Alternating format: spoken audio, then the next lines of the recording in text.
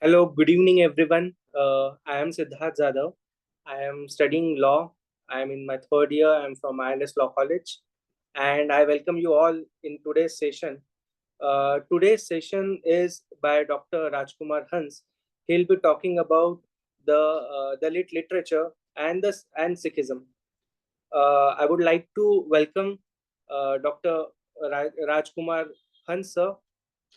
Sir, would you be able to turn on your screen and your video? Thank you, sir. So our today's distinct guest is Rajkumar Hans, sir, and he'll be speaking about Dr. Ambedkar and Sikhism. I would like to give a few introductory words to elaborate about him. So Rajkumar Hans, sir, is retired professor of history, and he has done his masters in University of Baroda, Gujarat, and his educational background includes MA History from Guru Nanak Dev University, Amritsar in 1977, and PhD in History from the Maharaja Sayajirao University of Baroda in 1987. Sir is specialized in social and cultural history of modern India. Till date, he has written 3 books and he is working on them. The first of which is History of Punjabi Dalit Literature.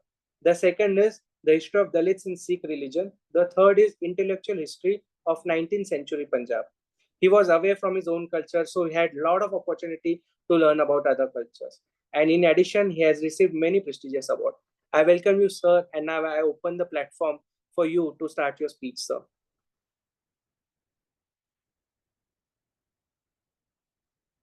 Hello, good evening, everyone. Thank you very much, Siddharth, for your wonderful brief introduction to me.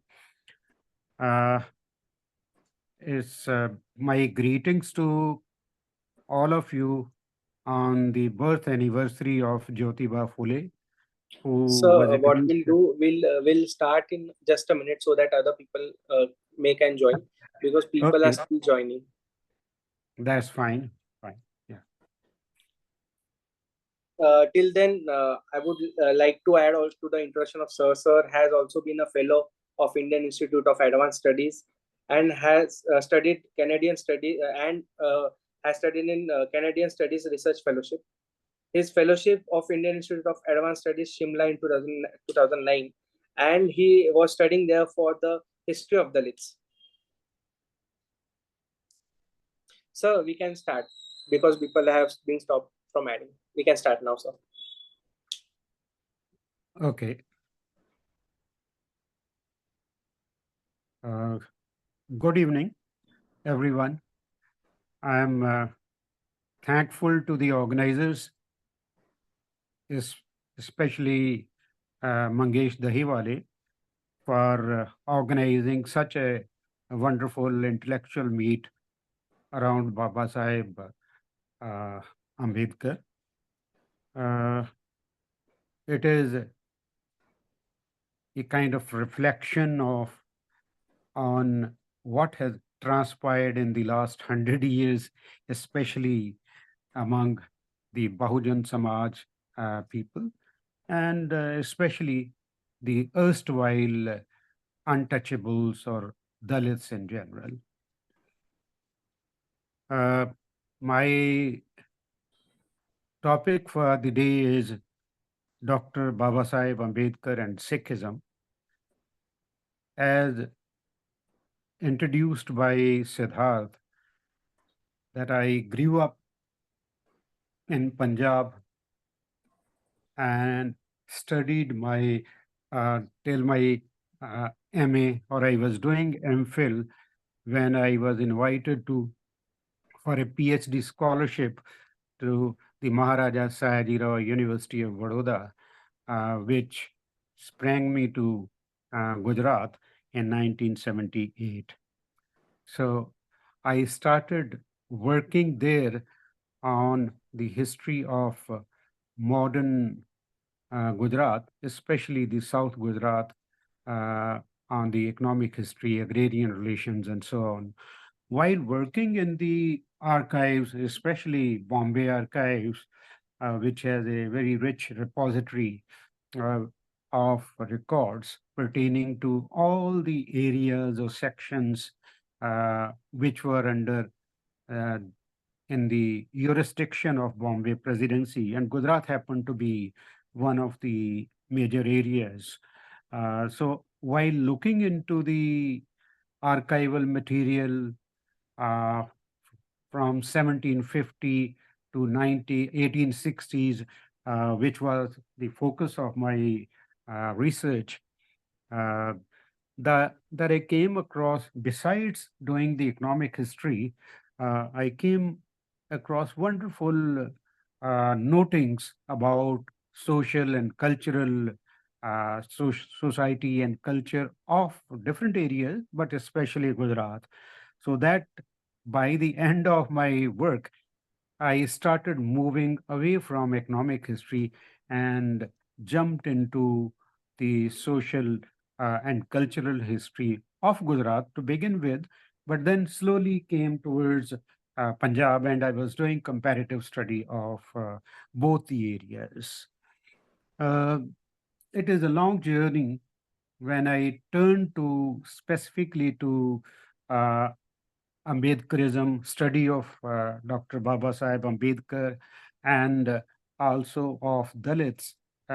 It is probably 2006 which turned me definitely towards this study and focusing on Punjab.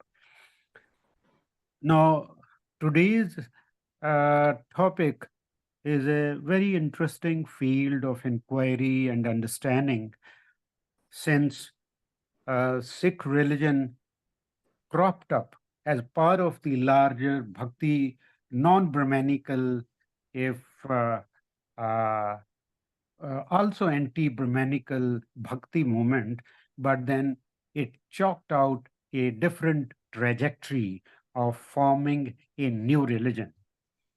In the first part, I will contextualize the growth of Sikhism itself, and then I will come to the main area of emergence of Babasaheb Ambedkar as a global thinker and a national leader. And third, I would come to the main theme, that is how in 1935-36, this great move towards conversion to Sikhism was seen in different uh, kind of writings, press, and so on.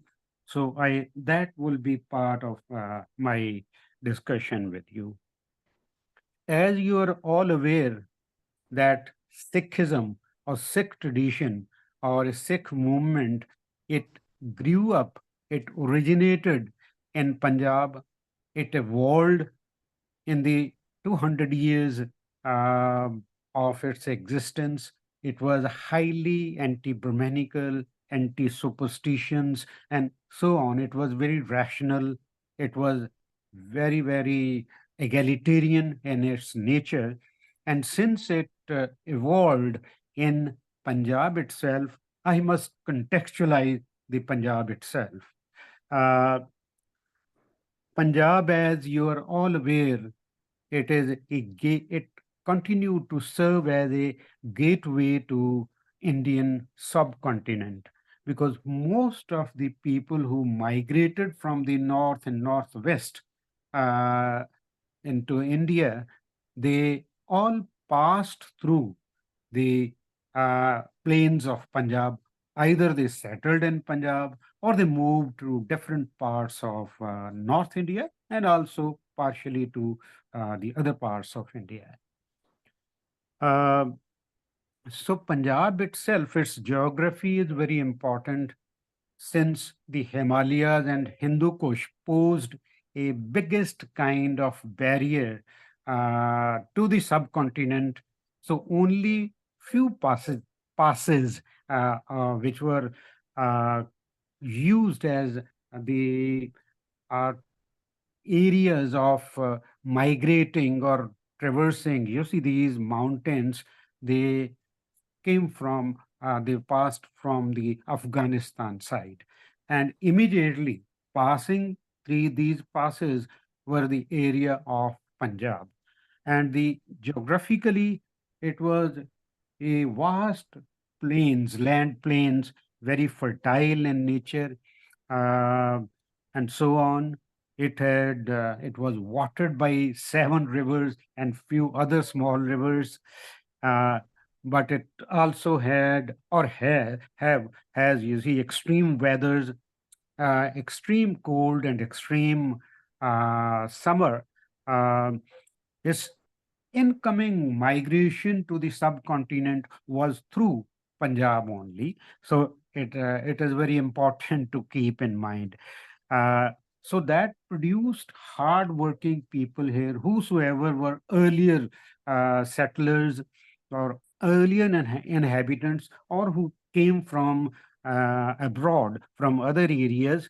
They also formed the values of resistance and egalitarianism in nature.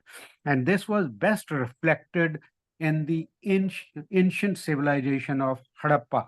Harappa is in Punjab itself, but now in Pakistan in the Western Punjab. So, one of the three earliest civilizations in the world that originated, flourished, and also declined in Punjab and other areas. Then we have story of Aryans migration. The earlier theory of Aryan invasion has been questioned, has been thrown to the sea, and it is it has emerged through the modern readings and on the basis of sources that the Aryans, who were very small in numbers, they had come to Punjab only as refugees from Afghanistan. So that big kind of earlier mythology or myths created earlier by Europeans in the 18th and 19th century, and also in the 19th century by our elitist Brahmins and so on, and that, oh, earliest kind of literary sources were Vedic literature. Vedas obviously were composed. These were oral tradition. The uh, earliest Rig Veda was composed in Punjab, definitely, but much later, because we don't have an evidence in which script it was written. That is another area. I will not go into that details.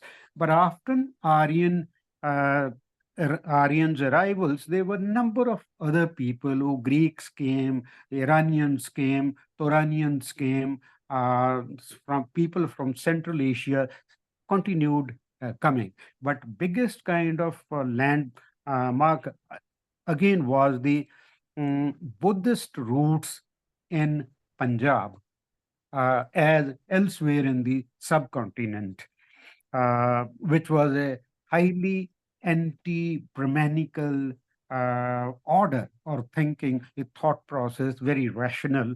And the earliest university in the world was formed, it was established in Punjab in name called Takshashala. It is in the northwestern Punjab.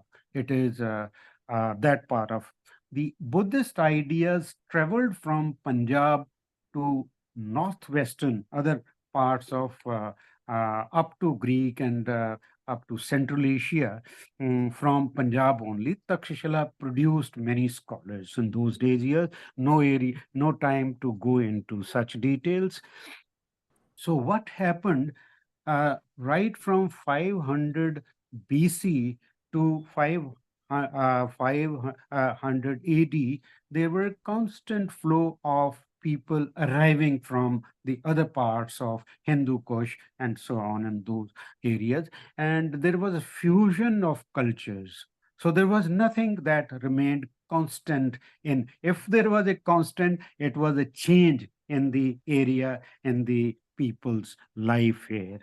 So 1,000 years of people coming, new people, Kushanas came, and all their rulers were also Buddhist in idea, though they came from the other side of the Himalayan ranges.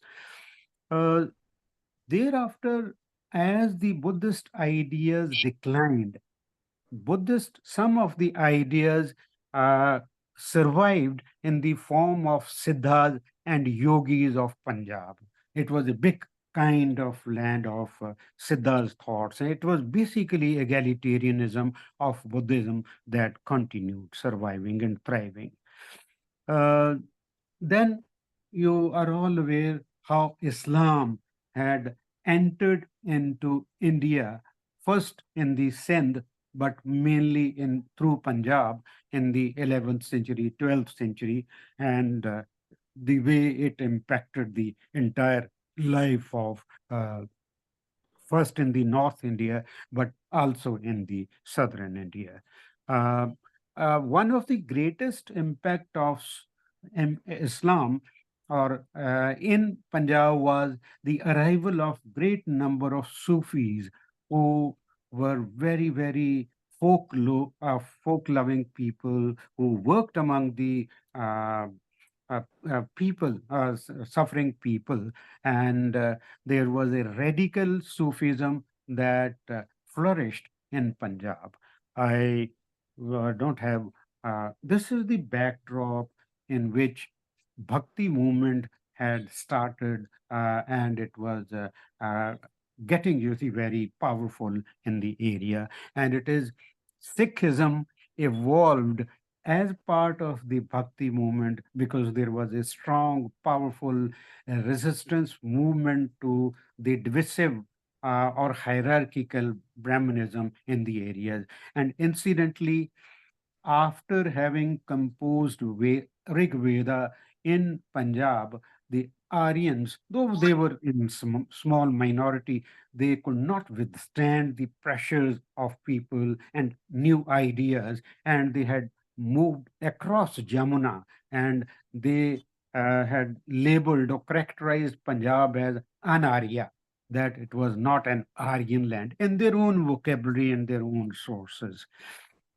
So it is here that Baba Nanak emerged, who was born in 1469 and had gained what is called, you see, insight as Buddha had gained at the age of 29, and he forsake everything, his home, his two sons, his wife, his family, and went on to travel all around the Asia. That was He was on travel for 20 long years. Uh, and his lifelong companion during these journeys, these travels in all directions were Bhai Mardana, who was a Dalit from the Muslim Mirasi community. So Baba Nanak was very, very clear. His composition are available in Guru Granth Sahib. Incidentally, I must say that Guru Granth Sahib was composed or compiled in 1604, uh, is the, I think, exceptional kind of sacred text of any religion, which is which carries in it the compositions of 36 other thinkers. Six of the 10 gurus, Sikh gurus are there. Then there are Muslims, Baba Farid, and so on, other Muslims. And there are large number of other Bhakt saints, uh, uh, including, you see, Kabir, Ravidas, and several others. So it is a wonderful text, and all this body is composed in ragas, classical ragas. Anyhow, I will not spend more time on it. It was a powerful revolt against social revolution, one can say, against divisive Brahmanical order. And egalitarianism was against caste discrimination, and it is best reflected in the compositions of Guru Granth Sahib. And in simple terms, I would say the basic principles of Sikhism was that do labor and share the earnings with others. Don't be selfish. So, uh, किर्त करो तो बांट के छको मतलब don't appropriate to yourself but distribute among others whatever you earn, whatever you uh, earn by your labor. It is an important thing to keep in mind that for the first time labor was considered as the central power of human creativity or human action. Uh, so Pangat, Sangat, and Langar were instituted by the first Guru himself so that everyone, irrespective of the caste, color distinctions, gender distinctions, would meet in a Sangat, would sit together, would eat a langar, a common kitchen, in sitting in the same row. So that is, and in the daily ardas of Sikhs, it is ardas is about sarbat da pala, that well-being of all. So that is what it was, a wonderful egalitarian movement. But as I have studied it closely, and I'm studying that every religion had gone into different kind of historical evolution. So what happened to Sikhism? Uh, Last Guru, Guru Gobind Singh, had created Khalsa, where he had abolished the distinctions between castes. The first five beloveds, Panch Pyaras, they came from different castes and they came from different areas of the subcontinent. Interestingly, only one was from Punjab, and he was Khatri from Lahore. Another was from a Jat, not Jat from Punjab, but near Delhi. Third was from Odisha, Puri, and fourth was from Bidar, that is in Karnataka, and fifth was from Gujarat, uh, what is the uh, uh, one of the kotis, you see, of the Hindu religion. I'm forgetting the name.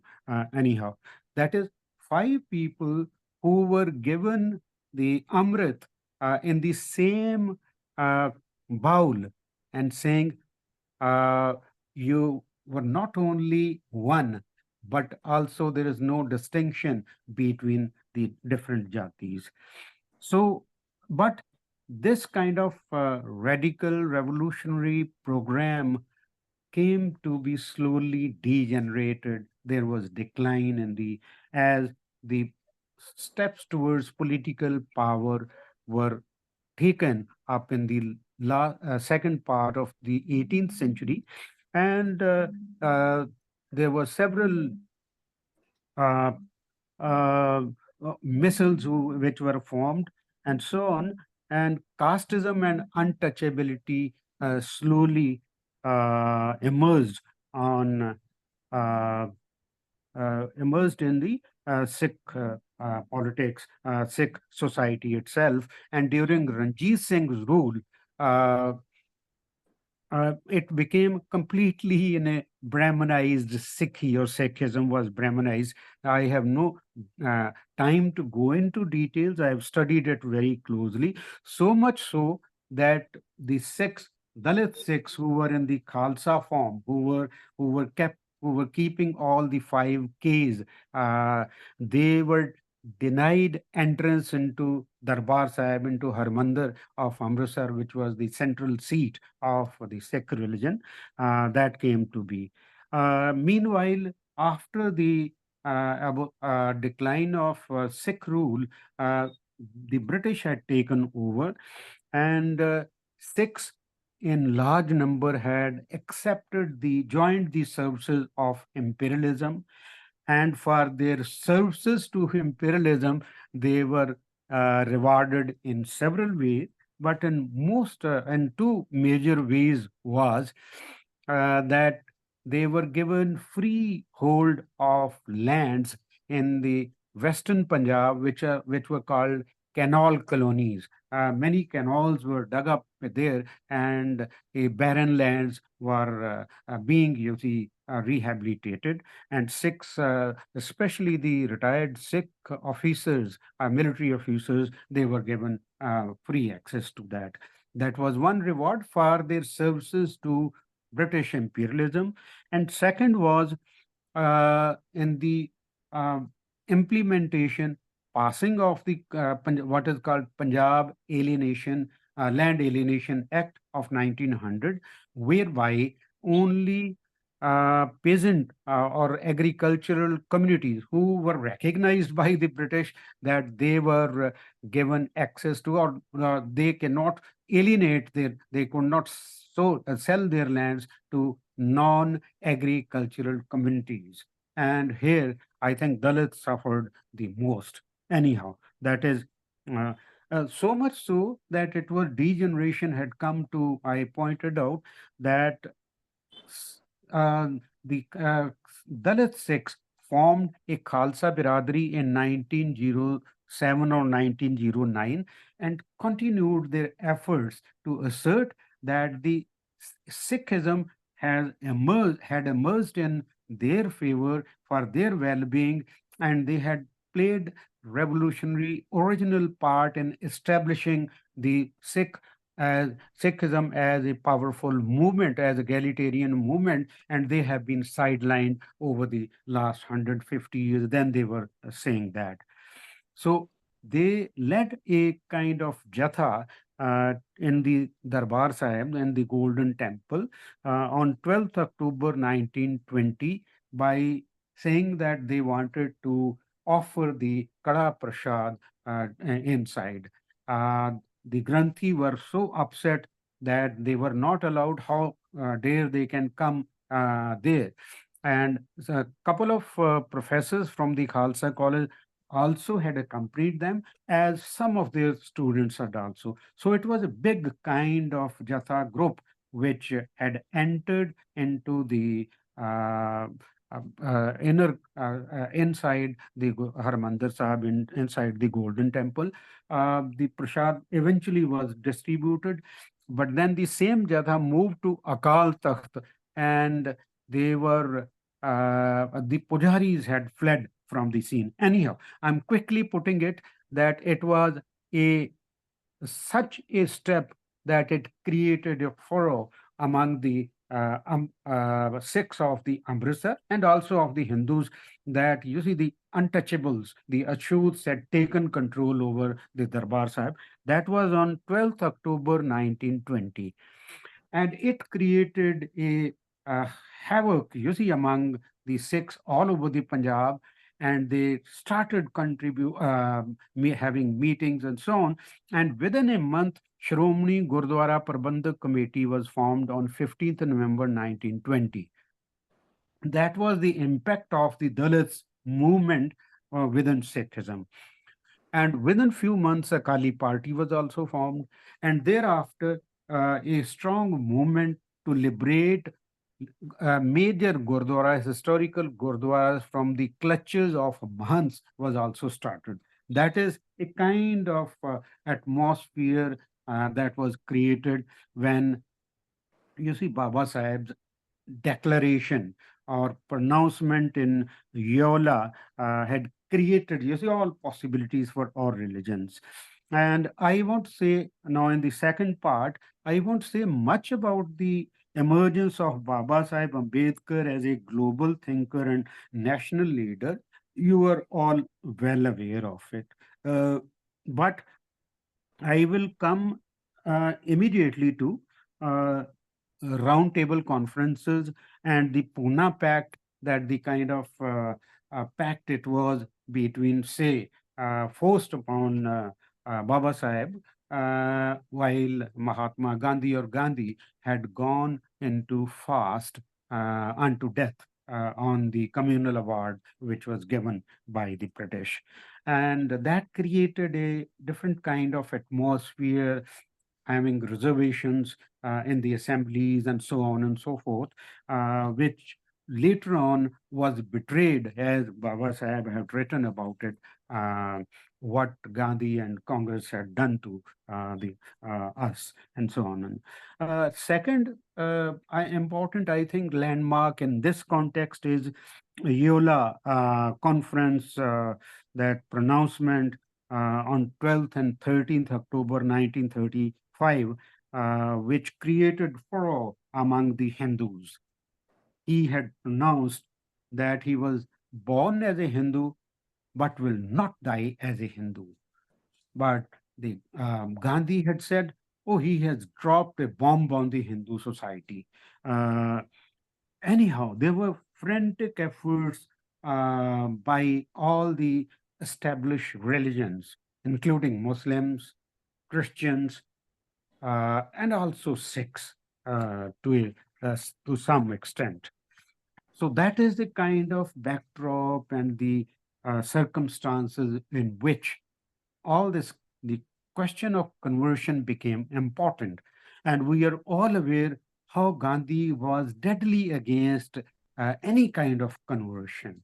Uh, but Baba Sahib had already announced and declared that he will convert to any egalitarian order or religion which does not uh, perpetuate, you see, oppression and does not discriminate on the part of caste and color and gender. Interestingly, after this kind of declaration, there were all moves against in the entire country by different religious leaders of different religions. Milap, a Urdu paper from Lahore, on 6th of December 1935, had taken an interview with Baba Saheb and talked about where Baba Saheb had talked about some obstacles for Dalits' conversion to Buddhism at that point of time, but he will think about Sikhism. This was reported in the Milap of Lahore on 6th December 1935. Then Khalsa Samachar of Bhai Veer Singh, which was published from Amritsar, that had reported on 19th December. Now, it is interesting that how many interests were clashing at that point of time, ideological, religious, and Western interests, they were clashing. And the Khalsa Samachar of 19th December 1935 reported that one educated and foreign returned Dr. Nand Singh Philor sent a telegram to Dr. Ambedkar about casteist discrimination between Jats and non-Jats. He said it was at its peak and he must look at it carefully. So very process of, you see this, whether he should go to Sikhism or accept it as a part of conversion or not, was sounded by a Punjabi, a Sikh, Punjabi Sikh. The paper admitted that in the villages, Jats and attitude towards lower caste or non-Jats was very bad, and it emphasized the importance of the Sikh principles. So there was a tension between what was theory and what was practiced in Sikhism that also cropped up. To overcome this hindrance or disability of untouchability among the Sikh or Sikhism, a formation of All India Sikh Mission came about on the 25th January 1936 in a meeting of the SGPC, Shromani Gurdwara Prabandhak Committee's one committee. This was to take up the Sikh missionary work at India level to attract non-Sikhs, especially untouchable castes, towards Sikhism. Now, this, as there were many efforts among the Muslim leaders or by the Christians to attract Babasaheb's attention, that Sikh also had organized this to attract that, oh, this would be overcome if there are, you see, the issues are there. Uh, so immediately after that, within a few months, the Sarb Hind Shiromani Sikh Prachar Conference was held on 11th, 12th, and 13th of April 1936 at Amritsar, which passed several resolutions, especially promising the untouchables for equality and justice. Now, uh, this was attended, or as they were invited, by several Dalit leaders from across the subcontinent, from Bengal, from Madras, from Bombay, from including Babasaheb, and they were part of it. Uh, uh, Dr. Ambedkar uh, and several personalities attended the conference, and Shankaracharya, Dr. Kurtakoti, had a strong message about conversion to untouchables, Ashut's conversion to Sikhism. There were several, for 3 days, all kind of discussions and debates continued for mitigating the some kind of apprehensions of the untouchables of the Dalits to that Sikhs would ameliorate their position and so on and so on. So wide differences within Hindu leaders were found because it had created a furrow among all the sections of the Indian society. Gandhi firmly opposed Dalits' conversion to Sikhism, and most of the leading Congress leaders or Hindu leaders, including Malviya, Kriplani, J.B. Pant, or Seth Jamna Das Bajaj, and Rajagopalacharya, sided by Gandhi that he should not convert to Sikhism. They said, because we know how uh, deeply he was rooted to the idea of non-violence, Gandhi himself, and he saw the Sikhs as militant, as militaristic, and as fighters, and so on. So he did not. He probably was scared that if all the Dalits of subcontinent become Sikh, they will become very powerful, like the Mahars of Maharashtra had been.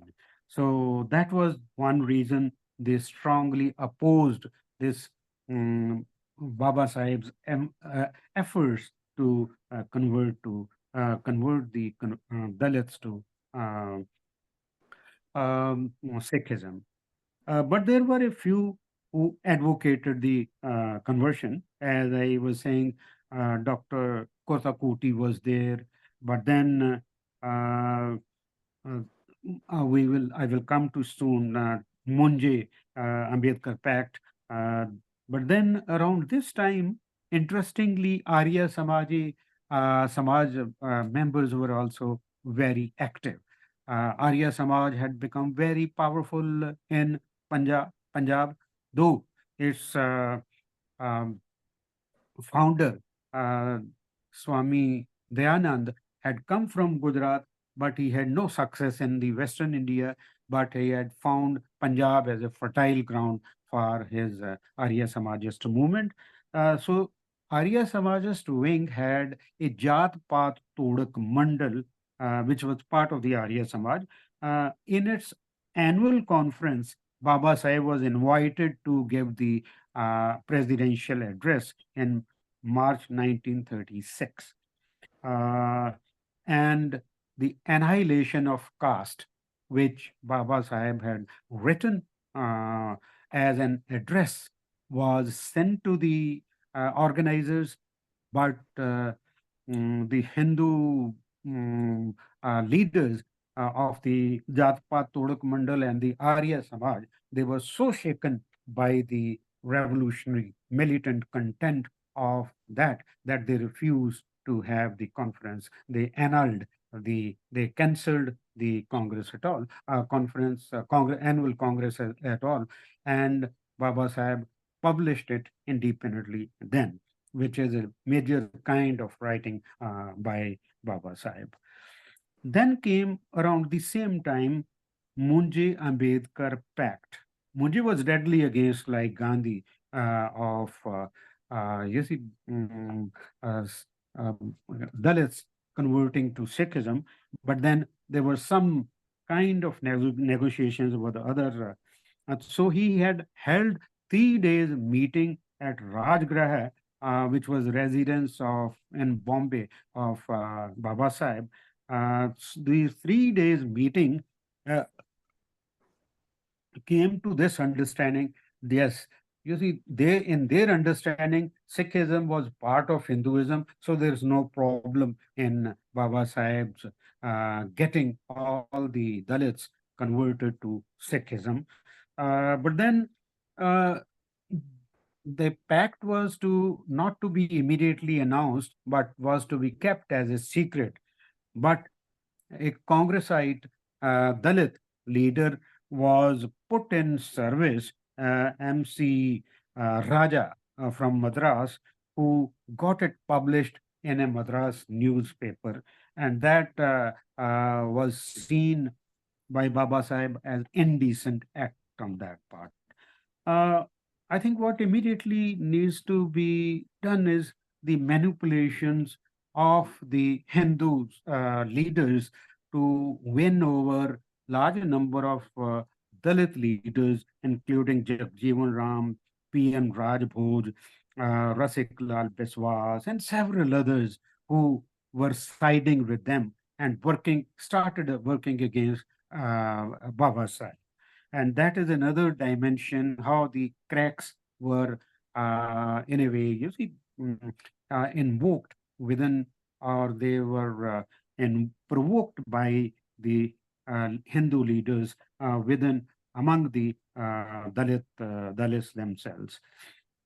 Munje did not accept the advice of the Sixth mission, which had gone to meet him, to give it in black and white, that the Hindus really wanted to have a, you see, Dalits being converted to Sikhism. He did not give it because even earlier, Hindu Mahasabha had already rejected it. So there were large voices, strong voices against this conversion to Sikhism.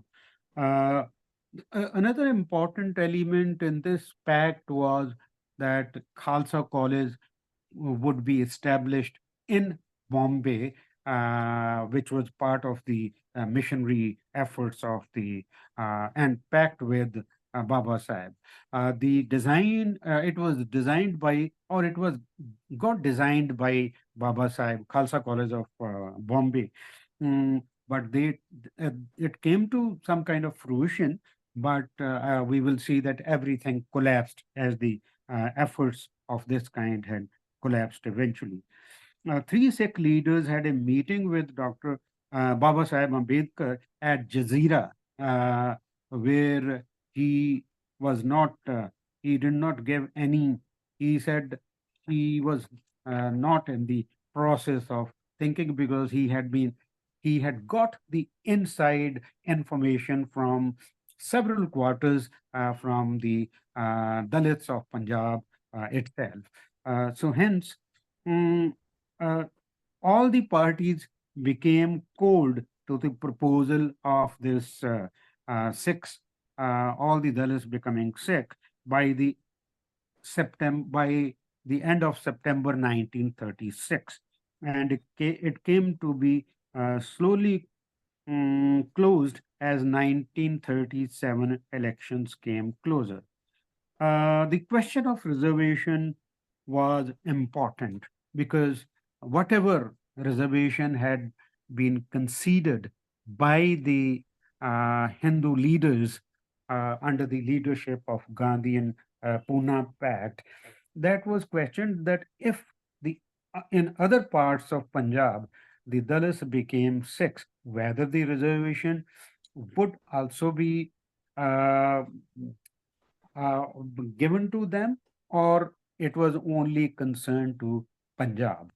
And actually, Sikhs did not theoretically accept that position that casteism existed among Sikhs, though it heavily existed. So, uh, and unfortunately, or for whatever, the Sikhs were not, Dalit Sikhs were not included in the reservation till 1956, when the Sikhs saw that Sikh Dalits could be adopting, you see, the other religion like Buddhism and so on and so forth. So that was a kind of 1 year of rigorous uh, activities all over India, but especially in Punjab. The Sikhs had launched a missionary kind of activity, zeal all over the country. There was someone from Madras who had become Sikh. There were other people who had also become Sikh. So they had several parties, missionary parties to different parts of the country. But the question of casteism and untouchability could not be resolved by the Sikhs themselves, because they were well trenched in casteism and in Jatpat, and also untouchability. This is how the kind of circumstances that led to the fall of this attempt of Baba Saheb's conversion to Sikhism, or his the other Dalits, which counted, you see, as 6 crores at that point of time. So eventually, just before his death, Parinirvan in 1956, he had converted to Buddhism, uh, keeping his uh, kind of declaration that he will not die as a Hindu. Thank you very much. Thank you, sir. It's been a wonderful, joyous ride listening to your speech. Before we open the forum for questions, I would like to summarize what sir has said in this speech of about 50 minutes. So, sir started with the bhakti movements and the relation to the Sikhism, or how Sikhism originated. Then he dwelled into the geography of the Punjab and how it related to the migrations. After he went on for Harappa civilization, then to Aryans, then to Buddhist, and then to the Siddhis and Islam, and further Bhakti movements of the Sikhism. Afterwards, he gone into the details of rise of Sikh religion and traditions, where he talked about Baba Nanak and his successor. Thereafter, he also talked about the revolt of Brahmanism, the Sikh revolt against the Brahmanism, and the egalitarianism against the caste discrimination, in which he talked about the Pangat, Sangat, and Langar, that includes unity of all. Then also, he also talked about the political power and Brahmanization of Sikhism. Afterwards, he moved toward the second chapter of this lecture, where he talked about the emergence of Dr. Babasaheb Ambedkar as global leader and a national leader and its impact on Sikhism. He talked about Gandhi and Ambedkar and his vision of education and activism. Afterwards, he talked about the frenetic efforts by Muslim and Christians and the Hindus after the Yeola pronouncement of 1935. Afterwards, he dwelt into Dr. Ambedkar and Sikhism specifically, where he talked about Milap and the Khalsa Samachar, and how Dr. Nanda Singh Filori telegraphed Dr. Ambedkar about the caste discrimination between Jats and non-Jats. Afterwards, he also talked about the formation of All India Sikh Mission and the Sarab Hind Shiromani Sikh Prachar Conference, which passed the resolution promising untouchables for equality and justice. Afterwards, he talked about the differences between the Hindu leaders, including that of Gandhi and Malvi and Raj Gopalacharya. Afterwards, he talked about the Jat Pat Todak Mandal and how the annihilation of caste impacted the conversion of Dalits into the Punjabis or Sikhism. After, he also talked about Munja Ambedkar Pact, which happened in 1936 and was leaked to the paper by Raja sir. Afterwards, he also talked about how the Khalsa College in Bombay was planned with Dr. Ambedkar and the 6 liter meeting with Dr. Ambedkar at Jhaziria. He also talked about how the movement went cold by 1936 due to 1937's elections. He also talked about how Sikhism could not resolve matter of caste within them, and he concluded by saying how Dr. Ambedkar converted to the Buddhism. uh, uh, I would say now I would open the forum for questions. So I could see there are people joining on Facebook. Also, online people are here. So if anyone wants to, ask some kind of question, you can either type it in the chat box or you can ask directly. The organizers will unmute you. You can unmute yourself and ask the question, or you can type it in the chat box, and I'll ask the sir about it. Uh, Sorry, Siddharth. Meanwhile, I will just make one quick point which I forgot in my presentation, that it was in 1920s when there was rise of Dalit consciousness with Babasaheb taking a lead, but also in Punjab, a new religious form came into being called Ad Dharam. It was initiated, chalked by an earlier ex-wife, Gadarite, uh, Babu Manguram Mugovadia, who created in 1926 this movement that Dalits are Mool Nivasis. They do not belong to any established religion, and they have no way to remain in the other religions and so on. And it became so powerful movement that in 1931 census, they were given a new kind of recognition. And one of the 7 of the 8 assembly elections in 1937 were won by them.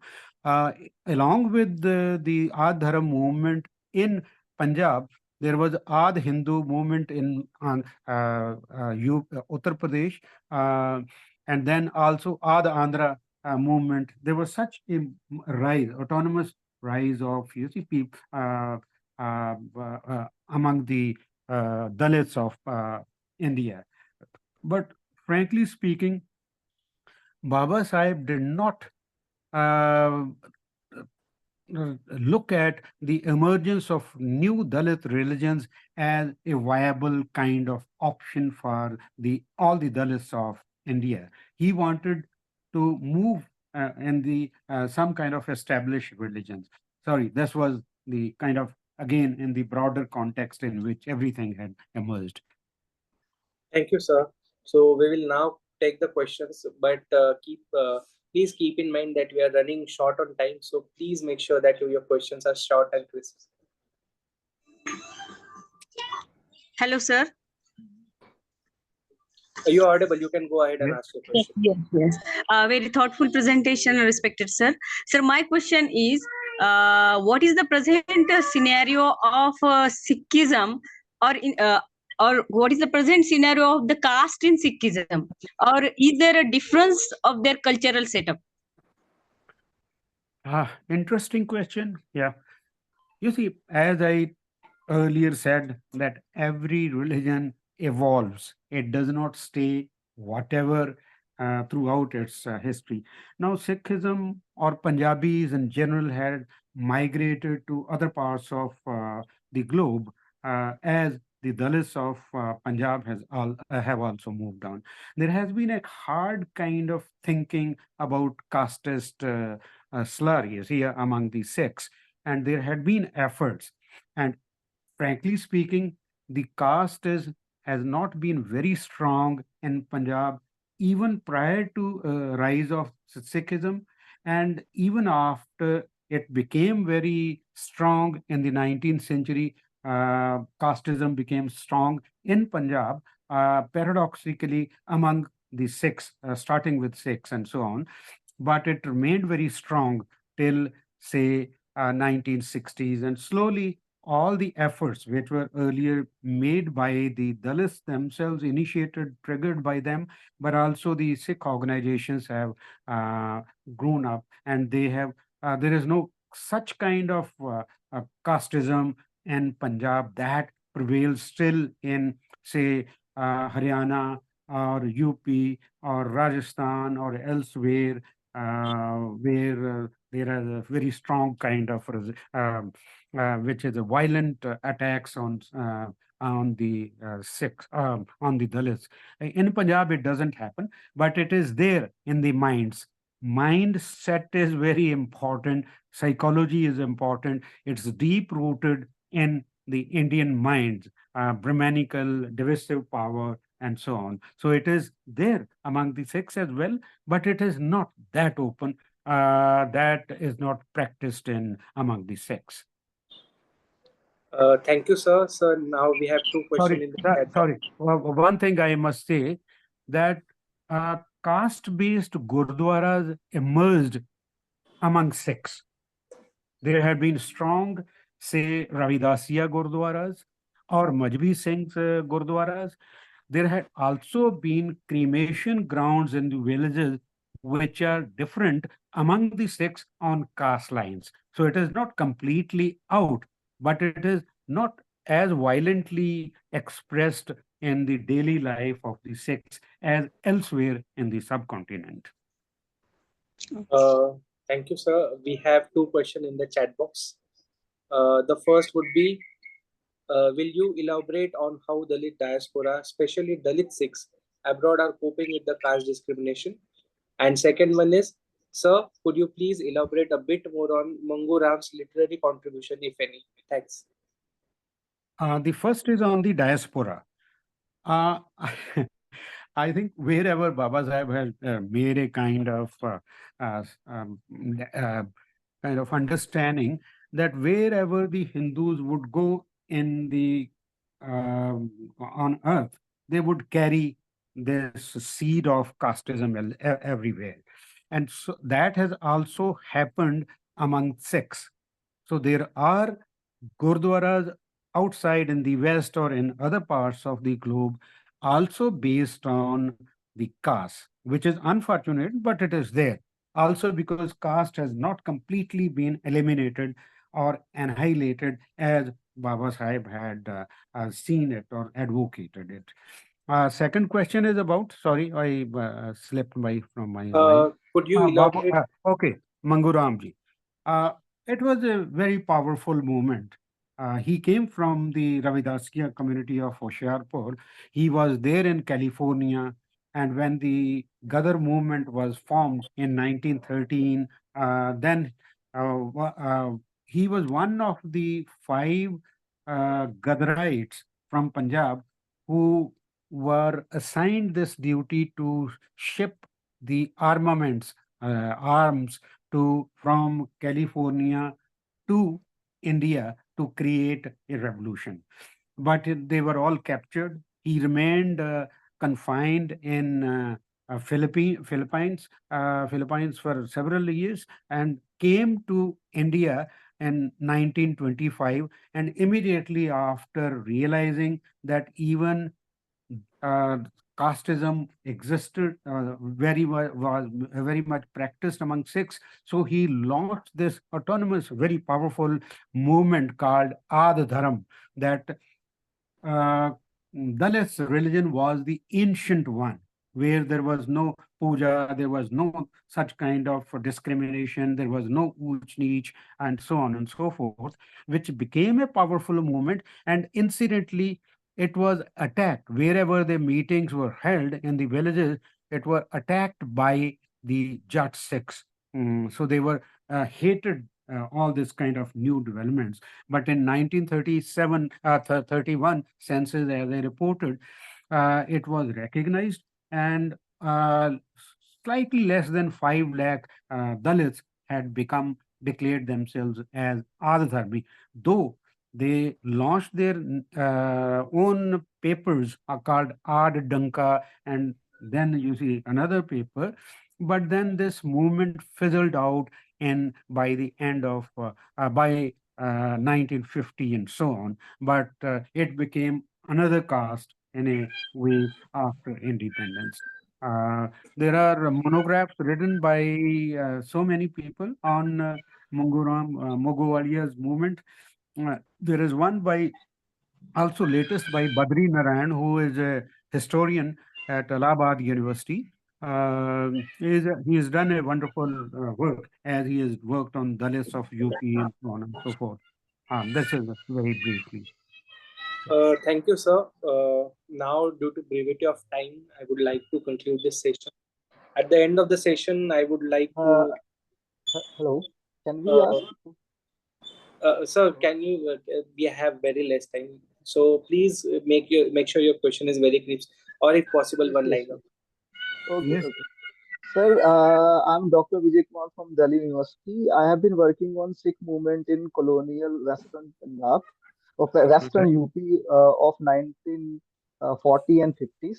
So basically, I'm right now working on literatures, okay, to understand the Sikh leaders and their missionary activism in Haryana and Western UP. So could you please suggest some writing or leaders, big leader name or small leader name who were contributing in Haryana or Western UP? Yes, thank you. I have a lot in my mind, but this is not the platform where you contact me on phone or you take it from Siddharth or anywhere. I'm Oh, available on the social media. okay, You okay, can sir. Thank go you. to Facebook and take my phone. We can talk it at length. Yeah. Okay, sir. Okay, thank you. Thank you very much. Now, I would like to conclude this session. I would like to conclude this session with thanking Dr. Rajkumar Hans, sir. Sir, you have been very kind to carry out this session. I would like also to thank all the friends who have joined here on the Zoom meeting and all from the Facebook meetings. At the end, I would just like to remind you that today is 11th March. That is the birth anniversary of Mahatma Phule. So I would like to dedicate this session towards him, although it's about Dr. Ambedkar and Sikhism. But Dr. Ambedkar considered Mahatma Phule as is one of the gurus. So I would thank. I would think that it is very much good in that sense. Also, I would like to remind you that the next session is by Dr. Strout. He is going to talk about the power of Ambedkarism, pragmatism. So I would like all of you to join that meeting. That meet is on 8:30. That is after half an hour. So kindly please join that session. Now I conclude this session. Thank you all. Thank you very much. Jai Bhim. Organizer, please close this session and meeting.